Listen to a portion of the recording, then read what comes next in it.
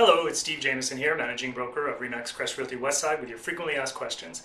Today's question comes from one of our agents here at the West 7th office, and they're saying that my client is buying an old character house that is currently tenanted. His plans are to gut it and stratify it into two units, so we have to put in the standard clause requiring the seller to give notice to the tenant for owner use once subjects are removed. Is there anything else I need to watch out for?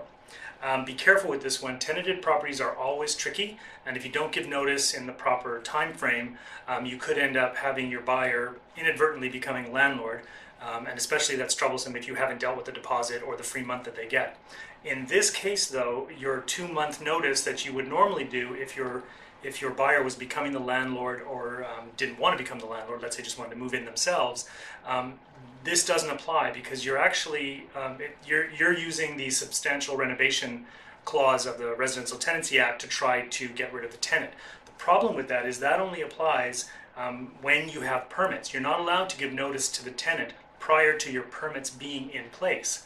Now, the only person that can apply for the permits is the owner of the home, and so your client, who will be the owner of the home at this point, cannot get those permits. So he actually has to close on the property, become the owner, then apply for the permits with City Hall, pay for the permitting process. Once the permits are approved, only then can they give the 2-month notice for substantial renovation.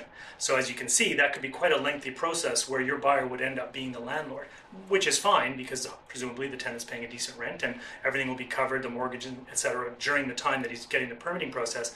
But if you're not aware of that, then again, you may put your buyer in a position where they're not getting the proper or they're not giving rather the proper notice to the tenant, and then you haven't dealt with things like damage deposit.